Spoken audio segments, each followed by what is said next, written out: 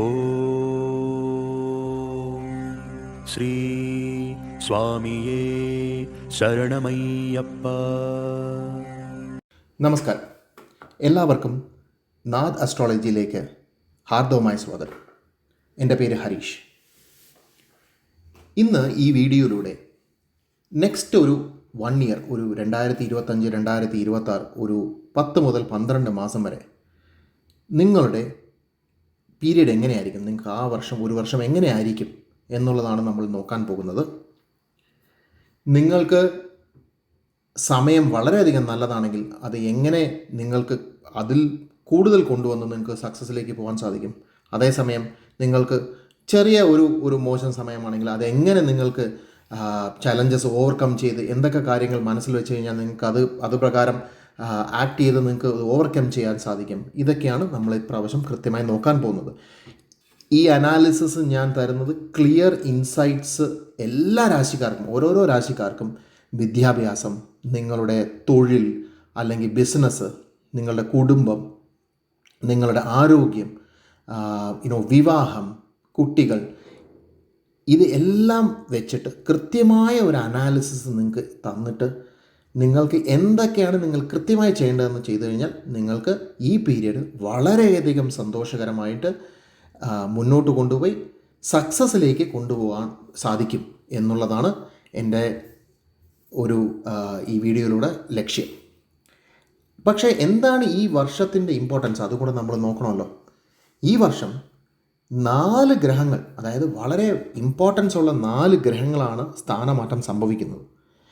നമ്മുടെ 9 ഗ്രഹങ്ങൾ എടുക്കാം. 9 ഗ്രഹങ്ങളിൽ 4 ഗ്രഹങ്ങളാണ് മോസ്റ്റ് ഇമ്പോർട്ടൻ്റ് എന്ന് പറയുന്നത്. വളരെയധികം ഇമ്പോർട്ടൻസ് ഉള്ളത് ഗുരു അല്ലെങ്കിൽ വ്യാഴം, ശനി, പിന്നെ രാഹു, കേതു.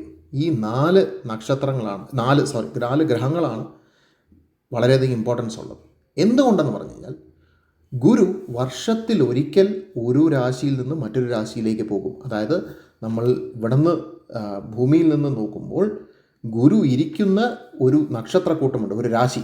ആ രാശിയിൽ നിന്ന് ചലിച്ച് വേറൊരു രാശിയിലേക്ക് പോകും. അതേപോലെ തന്നെ ശനി 2.5 വർഷത്തിലൊരിക്കൽ, രാഹു, കേതു 18 മാസത്തിലൊരിക്കൽ. ഇങ്ങനെയാണ് അവരുടെ സ്ഥാനമാറ്റ സമയം. അപ്രോക്സിമേറ്റ്ലിയാണ്.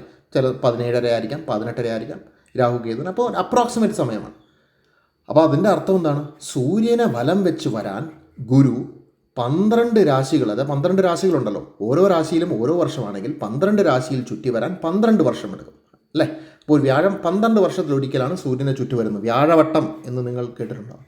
അതേപോലെ തന്നെ ശനി നോക്കിക്കഴിഞ്ഞാൽ 30 വർഷം എടുക്കും. ഈ 2.5 വർഷം വെച്ചിട്ട് ഒരു രാശിയിൽ 30 വർഷം, 12 രാശിയിൽ.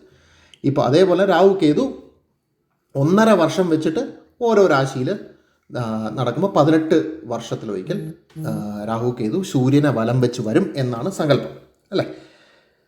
അപ്പോൾ ഈ ഓരോ രാശിക്കാർക്കും ഈ സ്ഥാനമാറ്റം, അതായത് ഈ വർഷം നോക്കിക്കഴിഞ്ഞാൽ ശനി മാർച്ച് 29-ാം തീയതി കുംഭം രാശിയിൽ നിന്ന് മീനം രാശിയിലേക്ക് സ്ഥാനമാറ്റമായി കഴിഞ്ഞു.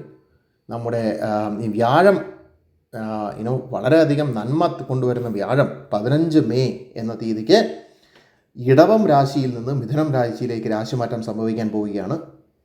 രാഹു, കേതു കുറച്ച് പ്രത്യേകതയുണ്ട്. അവർ ആൻറ്റി ക്ലോക്ക് വൈസ് ആയിട്ടേ മൂവ് ഉള്ളൂ. അതായത് ബാക്കി എല്ലാ ഗ്രഹങ്ങളും ചിങ്ങം, കന്നി, തുലാം അല്ലെങ്കിൽ മേടം, ഇടവം, മിഥുനം, കർക്കിടകം എന്നും മുന്നോട്ട് പോകുമ്പോൾ കേതുവും രാഹുവും മാത്രം കർക്കിടകം, മിഥുനം എന്ന രീതിയിൽ പുറകിലോട്ടായിരിക്കും സഞ്ചരിക്കുക.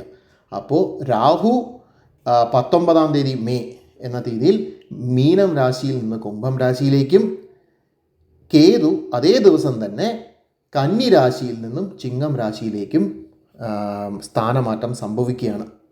അപ്പോൾ ഈ സ്ഥാനമാറ്റം സംഭവിക്കുമ്പോൾ ഓരോ രാശിക്കാർക്കും അതിൻ്റെ ഫലങ്ങൾ എന്താണ് കൃത്യമായി ഞാൻ പറഞ്ഞല്ലോ. ഒരു 5-6 ഏരിയ എടുത്തിട്ട് അതെല്ലാവർക്കും എങ്ങനെയായിരിക്കും എന്നുള്ളതാണ് ഈ വീഡിയോയിൽ ഞാൻ കൊണ്ടുവരുന്നത്. നിങ്ങളുടെ എല്ലാവരുടെയും സപ്പോർട്ട് ആവശ്യമാണ്. സബ്സ്ക്രൈബ് ചെയ്യുക, ചാനൽ സബ്സ്ക്രൈബ് ചെയ്യുക.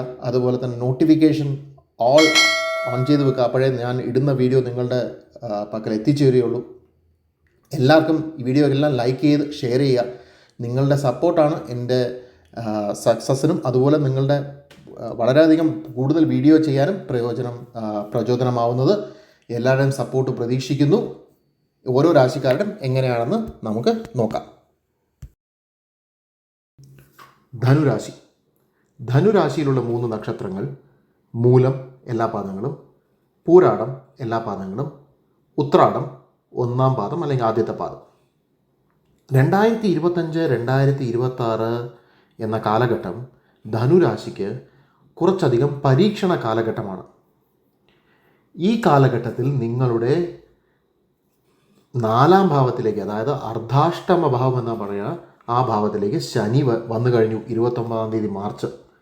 ഈ കാലഘട്ടത്തിലുള്ള എന്താ പ്രശ്നങ്ങൾ വരാൻ സാധിക്കുക? നിങ്ങളുടെ ആരോഗ്യം വളരെയധികം ശ്രദ്ധിക്കുക.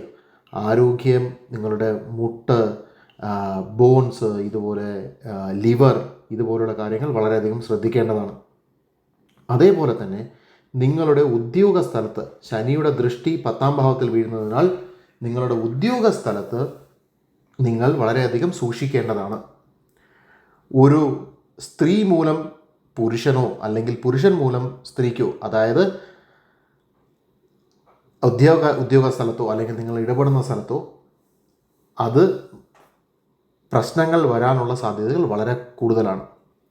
ശനി എന്ന് പറയുന്ന ഗ്രഹം കർമ്മകാരകനാണ്. നിങ്ങളുടെ കർമ്മങ്ങൾ നല്ലതാണെങ്കിൽ നിങ്ങൾക്ക് നല്ലത് കൊണ്ടുവരികയും നിങ്ങളുടെ കർമ്മങ്ങൾ തെറ്റായ ദിശയിലാണെങ്കിൽ നിങ്ങൾക്ക് വളരെയധികം ദോഷങ്ങൾ തരുന്നതുമാണ്. അതുകൊണ്ടാണ് നിങ്ങൾക്ക് ഈ സമയം വളരെയധികം സൂക്ഷിച്ച് നല്ല കർമ്മങ്ങൾ ചെയ്യേണ്ടതാണ് എന്ന് പറയുന്നത്. അതേസമയം നിങ്ങൾക്ക് ഒരു നല്ല വെളിച്ചമെന്ന് പറയുന്നത് ഗുരുവാണ്. ഗുരുവിൻ്റെ രാശിയാണല്ലോ ധനു എന്ന് പറയുന്നത്. അപ്പോൾ ഈ ഗുരു നിങ്ങളുടെ രാശിയെ തന്നെ നോക്കുന്നുണ്ട്. 1-ാം രാശി, അതായത് നിങ്ങളുടെ ധനുരാശിയിൽ തന്നെ ദൃഷ്ടി പതിപ്പിക്കുന്നുണ്ട്. നിങ്ങൾക്ക് കുറച്ചധികം പ്രൊട്ടക്ഷൻ വരുന്നുണ്ട്. ഗുരു അതുപോലെ ലാഭസ്ഥാനം നോക്കുന്നത് കൊണ്ട് നിങ്ങൾക്ക് പണവരവും കുറച്ച് ലക്കും കുറച്ച് നല്ല സ്ഥിതിയിൽ തന്നെയാണ്. അതേസമയം രാഹു നിങ്ങളുടെ 3-ാം ഭാഗത്ത് മറഞ്ഞു പോവുകയും കേതു 9-ാം സ്ഥാനമായ ഭാഗ്യസ്ഥാനമായ 9-ാം സ്ഥാനത്തേക്ക് വരുന്നതിനാൽ കുറച്ച് ഭാഗ്യം കുറച്ച് കുറഞ്ഞിരിക്കാനുള്ള സാധ്യതകളും കാണുന്നുണ്ട്.